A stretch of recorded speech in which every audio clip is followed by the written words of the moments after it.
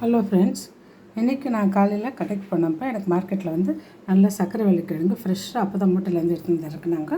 நான் ஒரு 3/4 கிலோ அளவுக்கு இருக்கும் வாங்கினேன்ப்பா. நான் வந்து வேர்க்கடலை ஒரு 1/2 கிலோ இருக்குது வேர்க்கடலை வாங்கினேன் ஃப்ரெண்ட்ஸ். இதுதான் ஃப்ரெண்ட்ஸ் எங்களுக்கு டிஃபனு. அதை நான் வந்து ஒரு ஈஸியான ஒரு மெத்தடை சொல்கிறேன்.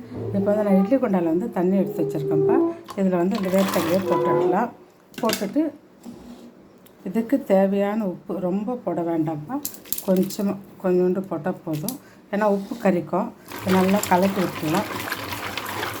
கலக்கி விட்டுட்டு இந்த இட்லி குண்டா தட்டை நம்ம இதில் வச்சிடலாம்ப்பா. வச்சுட்டு நான் வந்து இதில் வந்து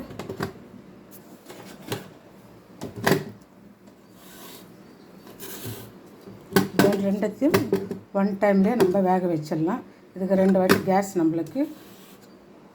கேஸ் வந்து நம்மளுக்கு மிச்சம் ஆகும்ப்பா. அதனால தான் வந்து ரெண்டுத்தையும் ஒரே டைமில் நான் வந்து வேக வைக்கிறேன். அப்போ வந்து நம்மளுக்கு ஈஸியாகவும் வேலை முடியும், டபுள் வேலை இருக்காது ஃப்ரெண்ட்ஸ். இது மாதிரி இந்த மெத்தடை நீங்களும் ஃபாலோ பண்ணுங்க. இது கிழங்கு, பெரிய கிழங்குப்பா. அது உள்ளே வெந்துடுச்சான்னு நம்ம பார்க்கலாம். இன்னும் உள்ளே கொஞ்சம் இறங்கலை, கொஞ்சோண்டு வேகணும். அப்படியே மூடி வைக்கலாம். நம்மளுக்கு சூப்பராக வெந்துடுச்சுப்பா. கை வச்சாவே வெந்துடுது. அப்போ நம்மளுக்கு வேர்க்கடலை நல்லா வெந்துடுச்சுப்பா சூப்பராக.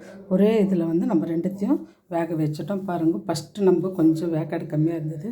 இது வந்து நல்ல ஃப்ரெஷ்ஷு கிழங்குப்பா. அதனால தான் உங்களுக்கு வந்து இது மஞ்சள் மாதிரி நல்லா சூப்பராக இருக்குது பாருங்கள். இப்போ தான் வந்து இது கொஞ்சம் காஞ்சி போனால் தான் இது நல்லா இருக்காது. ஃப்ரெஷ்ஷாக கிடைக்கும்போது நம்ம வாங்கிக்கலாம்ப்பா. இது வந்து உடம்புக்கு ரொம்ப நார்ச்சத்து, உடம்புக்கு ரொம்ப நல்லது.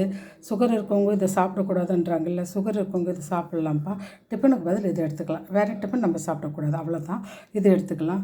வேர்க்கடலை வந்து பச்சை வேர்க்கடலையே அப்படியே சாப்பிடக்கூடாது. நம்ம இது மாதிரி வேக வச்சு உப்பு போட்டு வேக வச்சு இது எடுக்கும்போது இது சாப்பிட்லாம்ப்பா சுகருக்கு. ஒரு நாள் காலையில் வெறும் வேர்க்கடலை கூட நம்ம டிஃபனுக்கு பதிலாக இது எடுத்துக்கலாம்.